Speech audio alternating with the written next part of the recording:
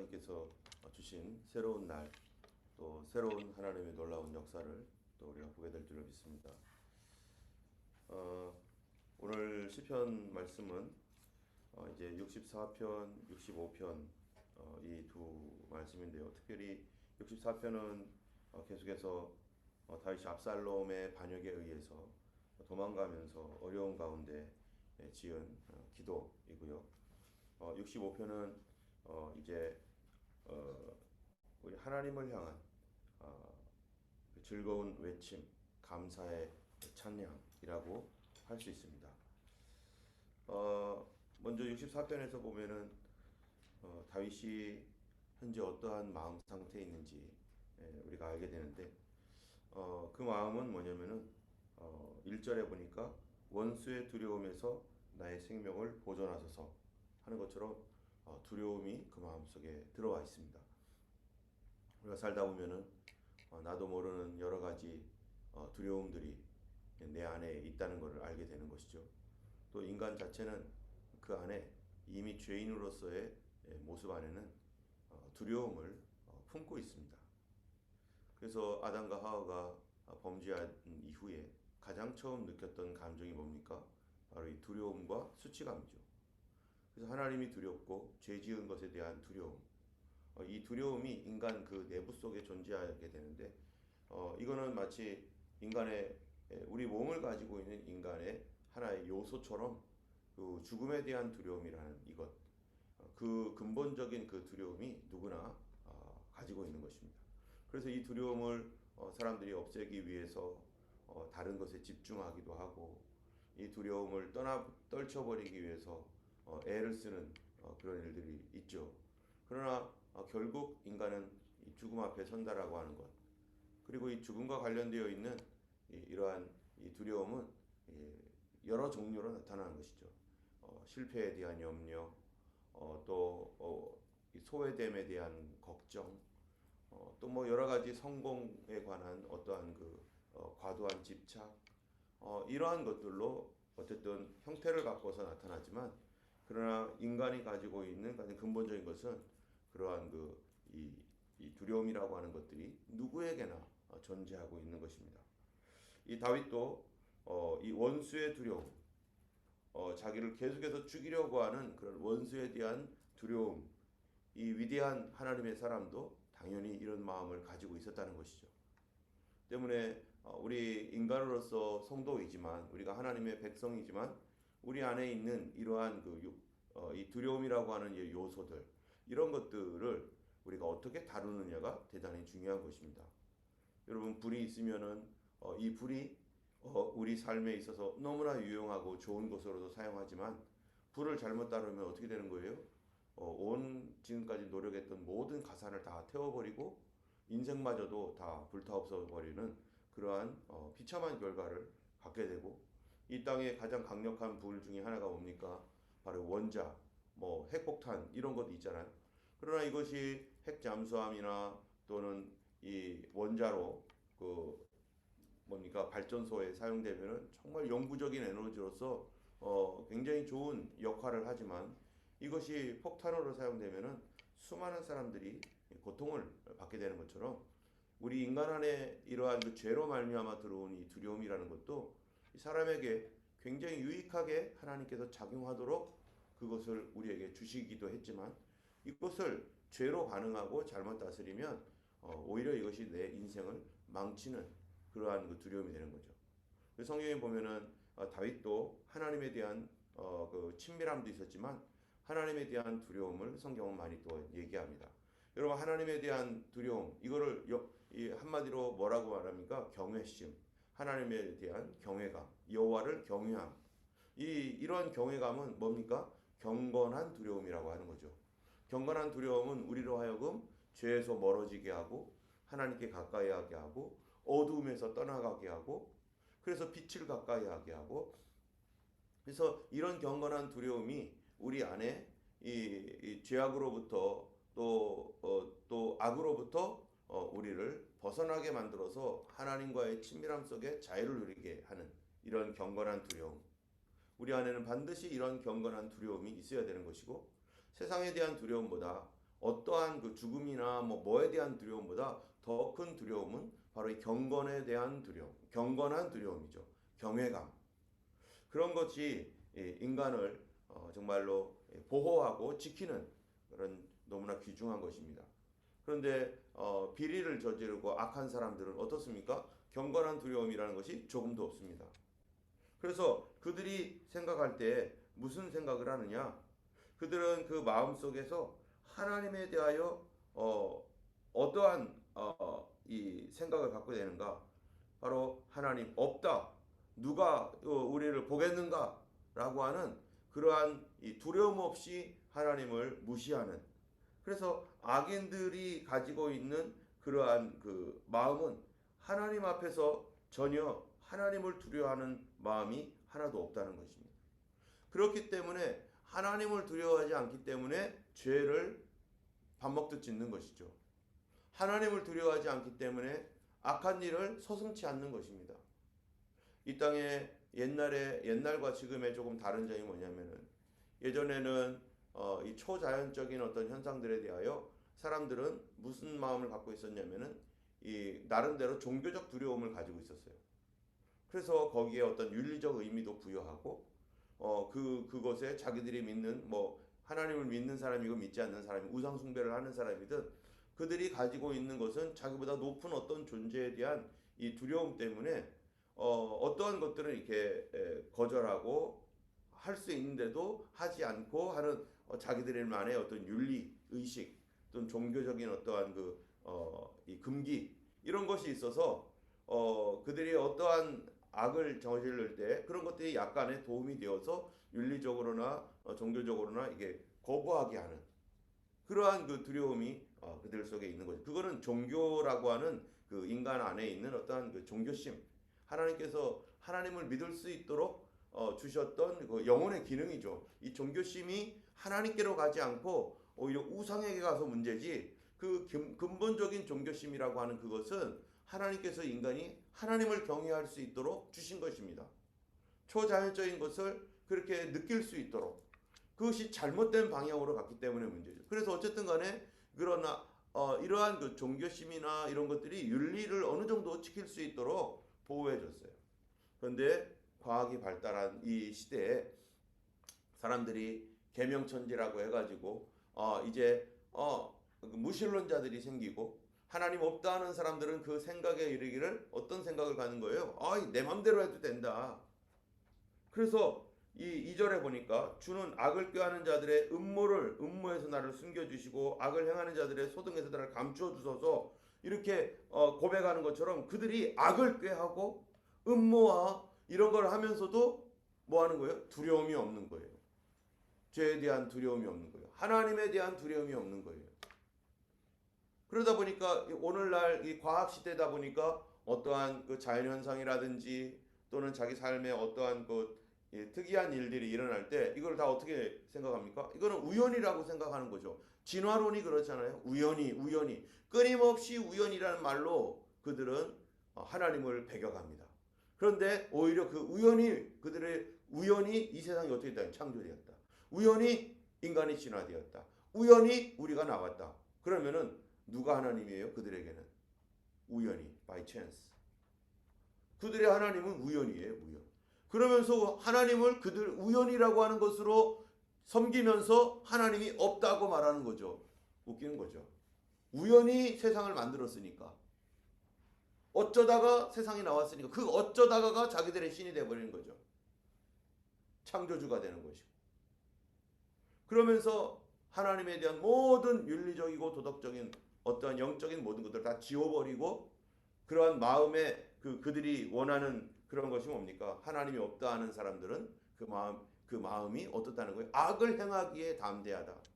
그리고 그 선을 행하고자 하는 마음이 없기 때문에 그렇게 말하지만 반드시 하나님이 그렇게 생각했던 그 삶에 대하여 심판을 하나님께서 명하였습니다. 그렇기 때문에 이러한 그러한 두려움이 없는 사람과, 그러나 다윗이 가지고 있는 이 하나님을 경외하는 이 두려움, 그런 사이에 또 다른 인간적인 세속적인 두려움, 인간 근본에 가지고 있는 두려움, 죽음에 대한 이러한 것들이 인간에게는 항상 존재하고 있고, 그렇기 때문에 이 두려움을 어떤 두려움을 가지고 살아가느냐에 따라서 하나는 하나님 앞에서 정말로 거룩하고 정결한 주님의 신부로서 하나님의 쓰시는 귀한 도구로서 하나님 앞에서 아름답게 끝까지 귀하게 사용되어지거나, 아니면 마치 핵폭탄처럼 여기저기 뻥뻥 터지는 핵폭탄처럼 자기 인생을 망치고 남의 인생도 망치는 그러한 그러한 쪽으로 바뀌거나, 어떤 사람은 정말 이 두려움 때문에요 어떻게 합니까? 사람들을 다 적대시하는 그런 경우도 얼마나 많습니까? 그 두려움이 자기 자신을 막 갉아먹어 가지고 이 우울증이라든지 공황장애증이라든지 이런 것이 다 어디서부터 오는 겁니까? 이 두려움에서부터 오는 거거든요. 근데 두려움은 실제가 없는 거예요. 두려움은 이 하나님께서 우리에게 주신 이 두려움이라는 것은 바른 방향으로 이 두려움이 나가야 되는데, 다른 방향, 옳지 않은 방향으로 나가면 나를 죽이거나 남을 죽이거나 하는 둘 중에 하나가 되어버리는 거죠. 다윗은 지금 이 두려움 속에서 누구에 대한 두려움으로 이거를 전환시킵니까? 하나님을 경외함으로 자기의 두려움을 전환합니다. 이 세속적이고 이 인간적인 이러한 이 걱정과 염려, 막 이런 뭐 안절부절하면서 막 어쩔 줄 모르는 이것을 지금 다윗은 하나님 앞에, 그 두려움보다 더 크신 하나님 앞에 그걸 가지고 나가서 하나님께 무엇으로? 기도로 호소하는 것이죠. 그러면서 기도로 호소할 때 10절에 보면은 뭐라고 됩니까? 맨 처음에는 주님 내가 근심하고 두렵습니다 라고 했는데, 맨 마지막 10절은 의인은 여호와로 말미암아 어떻게 한다고요? 즐거워하며 그에게 피하리니 마음이 정직한 자는 다 자랑하리로다. 이 두려움을 하나님께 가지고 나가서 주님 앞에 해결받으니까 그가 믿음이 생기고 소망이 생기고 오히려 자랑하고 감사하게 된다는 거예요. 또 9절에도 보면은 그 두려움이 어떠한 두려움으로 변했느냐? 모든 사람이 두려워하여 하나님의 일을 선포하며 그의 행하심을 깊이 생각하리로다. 이러한 이 하나님께 대한 이 두려움으로, 그래서 그걸 하나님을 경외하는 마음, 경건한 두려움으로 사람이 전환되어서, 그것이 오히려 여러분 경건한 두려움을 갖게 되면은 어떤 것이 사라지느냐? 하나님 더 두려워하는 분이 있으면 덜 무서워하는 것은 사라지는 거예요. 다시 말하면 하나님이 더 두려워요. 그러면 사람을 두려워하겠습니까? 사람에 대한 두려움이 사라지게 됩니다. 여러분, 우리가 살면서 사람을 얼마나 두려워합니까? 이 사람이 나를 어떻게 생각할까? 저 사람은 나를 어떻게 생각할까? 저 사람은 나에 대해서 뭘 할까? 저 사람이 날 잘 봐줘야 되는데, 이런 온갖 수많은 다른 사람들을 의식하는 두려움, 저 사람이 나를 싫어하면 어쩌지, 뭐 온갖 이런 것들 때문에 당당하지 못하고 감사하지 못하고 그냥 눈치 보면서 살아가는 것. 여러분, 하나님을 두려워하는 게 좋습니까? 사람을 두려워하는 게 좋습니까? 하나님은 한 분이시고 사람은 70억 명이에요. 내 주변에 적어도 100여 명의 사람들이, 아마 많으면 100여 명의 사람들이 항상 있을지도 모르죠. 그럼 100명의 사람들의 눈치를 살피면서 살아가는 게 좋겠어요? 아니면 한 분 하나님만 두려워하며 사는 게 좋겠어요? 한 분 하나님을 경외하며 100사람 앞에서 우리가 담대하게 하나님 앞에서 살아갈 수 있는데, 그런데 한 분 하나님을 떠나버리니까, 하나님에 대한 두려움이 사라지니까 누구 눈치 살펴야 되는 거예요? 사람 눈치만 살피는 거죠. 만약에 이 다윗이 하나님을 경외하거나 두려워하지 않았더라면, 그러면은 누구 눈치 살피면서 살아가야 됩니까? 아들 눈치 보면서 압살롬 눈치 봐야 되죠. 다윗을 지금 지켜주고 있는 요압이 얼마나 큰 일을 하고 있습니까? 이 다윗이 여러 싸움들을 하고 압살롬의 반역에서 막 이렇게 할 때 요압이 계속해서 그 옆에서 도와주는데, 그런데 하나님을 경외하는 다윗은 요압을 두려워하지 않는 거예요. 왜? 하나님이 자기와 함께하고 도와주시고 지켜주는 것이고, 요압도 다윗에게 붙여준 사람이니까 하나님을 두려워하는 거죠. 그런데 하나님을 두려워하는 대상으로 삼지 않고 떠나버리면요, 나를 도와주는 사람을 오히려 두려워하게 돼 있어요. 저 사람 떠나면 어떡하지? 저 사람이 나를 이상하게 생각하면 어떡하지? 이런 염려들이 끊임없이 인간이기 때문에. 그러나 다윗은 하나님을 두려워함으로 사람을 두려워하는 것이 아니라, 이제는 사람 앞에서는 담대해질 수가 있는 거죠. 하나님께서 나에게 주신 사람, 내가 사랑하고 내가 위로하고 도와주고 또 주셨으니 그가 함께 하나님의 일을 하고 있다. 우리가 모두가 다 뭐 하는 거예요? 하나님의 일을 하고 있는 사람이기 때문에 각자 하나님께 받은 은혜대로 순종하고 충성하고 자기 위치에서 살아가는 거고, 다윗은 왕으로서 또 신하들은 신하로서 그거는 하나님께서 그에게 부여하신 포지션이기 때문에 그러한 각자들마다 다 하나님 앞에서 담대하며 하나님께서 주신 그 사명을 이 땅에서 감당하고, 하나님 앞에서는 동등한 1대1의 하나님과의 그 관계 안에서 있지만은, 그러나 이 땅에서는 그렇게 하나님 주신 대로 나는 나대로의 하나님께 하나님 앞에 충성함이 그렇게 담대함으로 나가는 것입니다. 때문에 다윗은 처음에는 이런 두려움 가운데 있었지만은, 그러나 기도하면서 그 다윗의 마음이 변하고 이 두려움에서 담대함으로 바뀌며 무엇으로? 믿음으로 오히려 바뀌는 것입니다. 그런데 다윗이 여기에서 하나님을 신뢰하면서 하는 말이 뭐냐면은 이 7절에 보면은 이렇게 말합니다. 그러나 하나님이 그들을 쏘시리니 그들이 갑자기 화살에 상하리로다. 악인의 멸망이라고 하는 것은 의인이 우리들이 또는 성도들이 예상치 못한 시간에 하나님은 이미 뭐하고 있다는 거예요? 준비시켜 놨다는 거예요.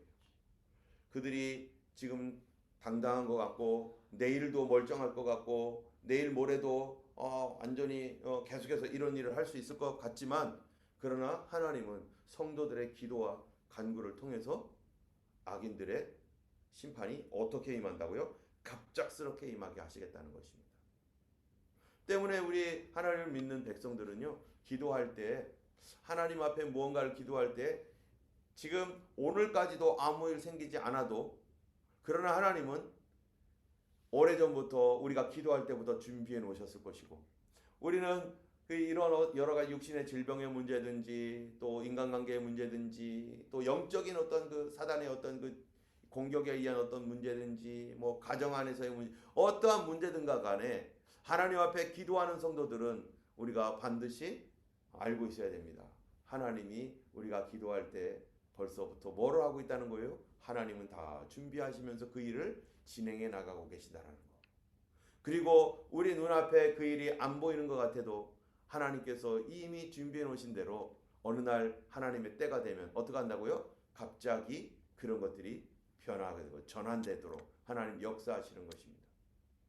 하나님의 역사가 다양하지만 하나님은 분명히 성도들의 기도를 통해서 이 땅에 죄악을 심판하시고 성도들의 간구를 통해서 하나님께서 새롭게 하시는 거죠. 그거는 무엇을 통해 알 수 있습니까? 요한계시록을 통해 보면은 우리가 알죠. 성도들의 그 간구와 기도를 천사들이 그 기도에 향해 담아가지고 하나님께 올라가서 제단에 부으니까 갑작스럽게 우레와 번개와 내성으로 땅에 응답되는 것처럼 그 성도들의 오랜 동안의 기도의 양이 모이고 기도가 쌓이면 하나님의 때에 되면 하나님께서 어떤 일들을 이루어내시는 것이죠. 우리가 지금 약 2월 초부터 2월 중순쯤인가요? 그때부터 3월 말까지 40일 기도회를 했고, 한 2월 한 20일쯤부터 3월 31일까지 40일 기도회를 했잖아요. 40일 기도회를 하고, 그로부터 또 오순절까지 지금 5월 19일까지 우리가 또 기도하고 하는 이런 과정에 기도는 계속 그날이 그날 같고 그날이 그날 같으면서 계속 지리하게 나가기도 하고, 어떨 때는 힘이 나기도 하지만 어떨 때는 막 몸이 비틀어지기도 하고 오늘도 또 가야 되나 하면서 막 이런 여러 가지 관계가 있지만, 그러나 그 모든 길들은 무슨 길이에요? 응답받는 길입니다. 그 길은 하나님께서 일하시는 길입니다. 나도 포기하지 말아야 되는 거죠. 하나님은 지금 일하고 계시는 것이죠. 그런 것들을 통해서 하나님께서 사건들을 계속해서 일으키시고 계시고, 어떠한 특별한 어떠한 일들을 하나님이 준비해 놓고 계시고, 하나님은 반드시 그 일을 성취하실 것입니다. 이러한 것들이 바로 무엇 하는 가운데 있다고요? 기도 가운데 일어난다는 거죠. 여러분, 하나님의 역사라고 하는 것은 그냥 갑자기 일어났다 할지라도 그것이 그냥 어느 날 아무것도 없이 뻥 터지는 게 아니라 하나님이 다 준비하시고 성도들이 기도하면서 그런 것들이 서서히 준비되어서 일어나는 것이지 그냥 일어나는 게 없어요. 여러분, 시편 65편이 바로 그 얘기 아닙니까? 시편 65편이 하나님께서 우리 죄를 용서해 주신 하나님에 대한 그 사랑에 대하여 1절부터 5절까지 감사하면서 6절부터 13절까지는요. 하나님이 만물을 지으시고 일상생활에 은혜를 베푸시는 그 하나님이 어떠한 식으로 하나님이 일하시는지를 여기서 보여줍니다. 여러분 6절부터 8절 보면은 주는 힘으로 산을 세우시고 권능으로 띠띠시고 바다의 설렘과 물결의 흔들림 만민의 소요까지 진정케 하시고 땅끝에 사는 자는 주의 징조를 두려워하고 아침이 되는 것과 저녁이 되는 것을 즐거워하게 하시고 이렇게 하나님께서 이 땅을 하나님이 만드셨는데 여러분 천지를 만드실 때 하나님 어떻게 만드셨습니까? 어떻게 만드셨냐면요. 첫째 날부터 6일까지 순서대로 창조했다는 거예요.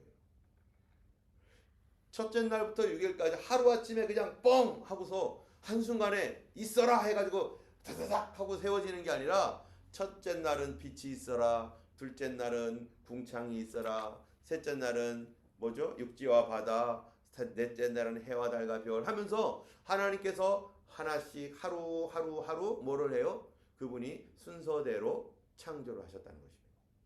먼저 불 켜고 오늘 아침에 올 때 불부터 켜잖아요. 불 켜고 그 다음에 의자 정리하고 이렇게 하는 거죠. 순서대로 하나님께 그렇게 순서대로 정리하셔서 딱 완성시키듯이 하나님께서 어떤 일을 하실 때 하나씩 어떻게 해요? 이루어 가시고 우리 눈에 안 보이더라도 하나씩 지금도 주님이 하나님의 백성들을 통해서 일을 이루어 나가시는 거죠. 9절부터 13절 보면 어떻게 뭐라고 하나 보세요. 땅을 돌보시는데 어떻게 돌보시느냐. 땅을 돌보아서 곡식이 열매를 맺기까지 그냥 어느 날 갑자기 곡식이 맺어지는 게 아니죠. 땅을 돌보사 물을 대어 심히 일단 윤택하게 만들어요.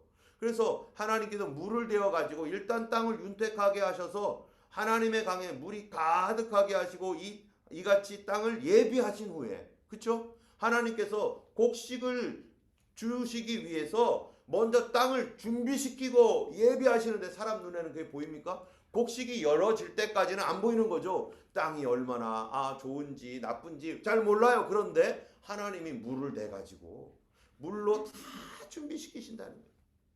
아직 내 눈에는 곡식이 없어도. 그런 다음에 그들에게 뭐 한다고요? 곡식을 주시나이다. 그런데 땅이 예비되고 있는데 왜 지금 안 되냐? 땅부터 예비해야지 뭐가 되든지 말든지 하죠. 아무것도 없는데 그냥 갑자기 곡식들이 뻥 터지고 그러는 건 아니잖아요. 곡식도 나오는 하나님께서 주신 질서와 순서가 있는데 그래서 곡식도 충분한 양분이 거름기가 있어야 되고 그 거름을 먹어야 되고 물이 충분히 있어야 되고 온도와 습도와 그 다음에 햇볕과 이런 모든 것들이 다 충분히 되어야만 곡식이 풍년이 되든 뭐가 되든 하는데 사람은 어떻게 생각하는 거예요? 하나님은 그런 분 아니잖아요. 하나님은 요술장이처럼 전능하잖아요. 그냥 다 되면 되는 거 아닙니까? 아닙니다. 하나님께서는 세상에 뭐를 만드셨어요? 질서를 만드셨습니다. 우주의 질서를 만들어서 이런 것들이 아름답고 조화롭게 운행되도록 하나님께서 그 질서와 조화를 만드셨는데 사람들은 생각하기를 어떻게 한다고? 하나님은 요술장이처럼 아무것도 그렇게 잘못 생각했던 사람이 예수님께서 비유를 들었던 세 사람 중에 하나잖아요. 누굽니까? 한 사람은 5달란트, 한 사람은 2달란트, 한 사람은 1달란트를 예수님이 주셨는데 그런데 5달란트와 2달란트 받은 사람은 열심히 가서 노력을 했는데 1달란트 받은 사람은 뭐 했다는 거예요? 아무 일도 안 합니다. 그리고 땅에 숨겨둡니다. 그리고 하는 말이 뭡니까? 당신은 심지 않은 데서 거두고 그런 법이 어디 있습니까?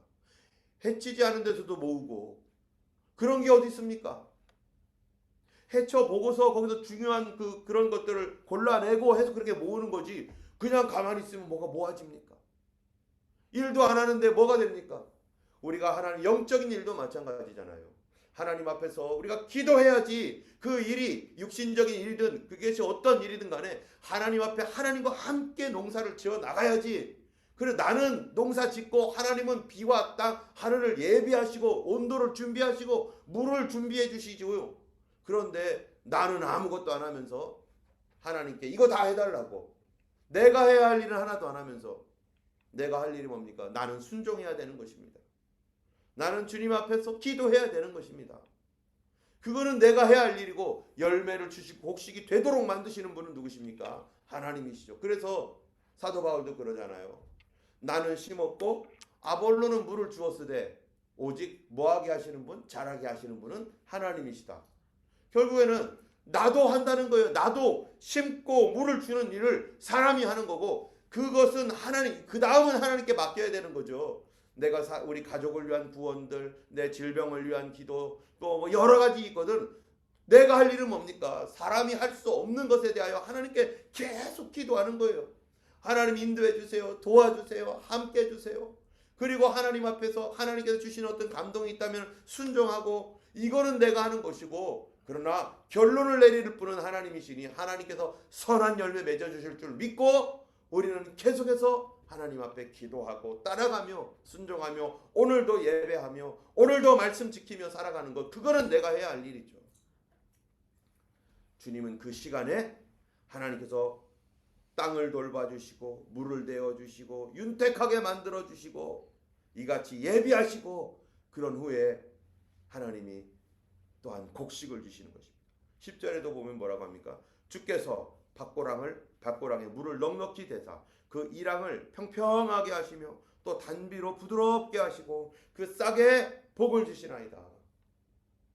하나님께서 하시는 그런 일들, 주의 은택으로 11절에 보니까 한 해를 관씌우시니 주의 길에는 기름방울이 떨어지며 들의 초장에도 떨어지니 작은 산들이 기쁨으로 띠를 띄었나이다. 여러분, 이게 무슨 말입니까? 올해만 풍년되게 하고 올해만 그렇다는 거예요? 아니에요. 하나님은 우리의 이 땅이 계속적으로 기름진 땅이 되어서 사람들에게 풍성하게 공급되어지도록 하나님은 준비시키신다는 거예요. 어떤 때는 수년을 준비해야 될 때도 있고 수십 년을 준비할 때도 있고, 하나님의 그 역사 속에는 수백 년을 준비하는 것도 있죠. 예수님의 재림 같은 경우는 벌써 2000년 동안 준비된 거 아닙니까? 하나님은 바로 이렇게 준비하셔서 다 예비하시고, 때문에 우리도 하나님의 계절과 함께 우리가 해야 할 일이 있습니다. 추운 계절에는 추운 계절대로, 따뜻한 계절에는 따뜻한 계절대로. 여러분, 농사꾼이 아무리 농사를 짓는다지만 계절 따라 농사 져야지, 계절에도 맞지 않는 그 씨앗 심으면 어떻게 되겠어요? 봄에 추수할 게 있고 여름에 추수하는 것도 있고 가을에 거둬들이는 것도 있잖아요. 심지어 어떤 것은 겨울에 거둬들여야 될 것도 있잖아요.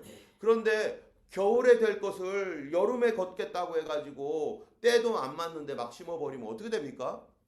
온 우주를 주관하시고 창조의 질서 가운데 있으신 하나님께서 세상을 만드시는데도 다 법칙도 있고 그거를 어떠한 이런 이 계절도 있는데, 사람은 하나님의 그 거대한 우주적인 자연적인 어떠한 그 계획 안에서 하나님의 계절에 따라서 우리가 기도하고 순종해 나가야 되는 것이죠. 그런데 아무 때나 이거 그때 심으면 안 되는데 왜 그때 심으려고 하고, 그때 할 일이 아닌데 그거는 지금 해야 될 것은 이건데 저거부터 하려고 하고, 마음이 급하니까 막 그냥 이것저것 그러다가 아무거나 심으면, 아무거나 봄에 심으면 다 됩니까? 아니죠. 봄에 심을 거는 봄에 심어야 되고 여름에 심을 거는 여름에 심고 겨울에 심을 거는 겨울에 심어야지, 그거를 때도 없이 이렇게 해놓고서 왜 안 되느냐고. 당연히 안 되는 거죠. 세상에서도 그런 법칙이 없죠. 하나님께서 주신 법칙이 있는데, 영적으로도 마찬가지고요. 우리가 뭐든지 하나님이, 그래서 하나님의 계절을 따라서 주님의 뜻이 뭡니까? 하나님, 지금이 어떤 때입니까? 내가 나가야 될 때입니까? 내가 조용히 있어야 될 때입니까? 내가 말아야 될 때입니까? 아니면 내가 기도해야 될 때입니까? 내가 지금 순종해야 될 때입니까? 아니면 조용히 있어야 될 때입니까? 여러분, 모든 것들도, 기도도 무엇을 위해 하는 것이면 기도도 순종을 위해 하는 거잖아요. 내가 조용히 기도할 때가 있는가 하면 이제는 기도하지 않고 뭐 할 때가 있어요? 나가서 선포해야 될 때가 있죠. 그래서 이 모세가 그랬잖아요. 모세가 이스라엘 백성들을 홍해로 인도했는데 모세가 홍해 앞에서 어찌할 줄을 모르고서 엎드려가지고 어떡합니까? 백성들은 지금 저쪽 뒤에서 이집트 군대가 막 쫓아온다고 하죠. 지금 앞에는 홍해로 가로막혀 있죠. 그러니까 모세는 이거 지금 죽을 판인 거예요. 지금 이거 어떻게 된 거냐 해가지고 모세가 무릎 꿇고 엎드려도 하나님 어떻게 하면 좋습니까? 했더니 막 기도하고 있는데, 한참 기도하니까 하나님께서 모세에게 주신 말씀이 뭡니까? 모세야, 왜 너 엎드려 있느냐? 이제 일어나라. 그래가지고 뭐래요? 너 지팡이를 가지고 홍해를 가르쳐라. 모세가 무릎 꿇고 기도할 때가 있는가 하면 하나님께서 이제 일어나라, 이제 나아가라, 지팡이로 가르쳐라 라고 할 때가 있는 것입니다. 우리는 하나님의 말씀을 들을 때까지 기도하고 말씀에 순종하는 것, 그것이 우리가 해야 될 일이죠. 하나님은 그 전에 뭐를 하시는 거예요? 땅을 예비하시고 준비하시고 천사들을 동원하시고 하나님께서 환경을 준비하시고 우리 눈앞에 지금 당장 뭔가가 보이지는 않은 것처럼 보이지만 어떤 때는 하나님께서 갑작스럽게 원수를 멸하듯 하나님이 뒤에서 다 준비해 놓으시고 바로 어떤 상황을 돌변시키는 그런 놀라운 역사도 하나님께서 행하시는 것이죠. 이 땅에 갑자기 돌풍도 불기도 하잖아요. 하나님의 역사, 분명히 하나님은 우리 눈에 안 보이지만 그러나 분명히 하나님이 일하고 계시는 분이시고 그분이 바람을 통해서 그분이 비를 통해서 지금도 일하고 계십니다. 때문에 성도들은요 계속 뭐 해야 돼요? 그 기간 동안에 기도로 준비해야 됩니다. 내 마음도 준비되어 있어야 되고 하나님께 끊임없이 하나님께 나갈 때 우리는 주님과 함께 움직이는 사람이 될 줄로 믿습니다. 우리 기도하겠습니다. 오늘 우리 하나님 오늘도 함께하여 주시고 주님께서 나를 경영하여 주시고 우리 가정을 경영하여 주시고 우리 교회도 경영하여 주세요. 경영이라는 게 뭐겠습니까? 바로 주님께서 준비하고 이루시는 것, 그 모든 과정들을 우리는 경영이라고 하는 거잖아요. 우리 하나님의 섭리, 우리 하나님의 섭리 가운데 교회의 모든 길들도 하나님이 경영하심으로 말미암아 그분이 경영해 주심으로 말미암아 형통케 될 것입니다. 우리의 가정도 하나님이 경영해 주시면 형통케 됩니다. 내가 경영하니까 내가 몰라서 어리석어서 망치고 깨트려졌잖아요.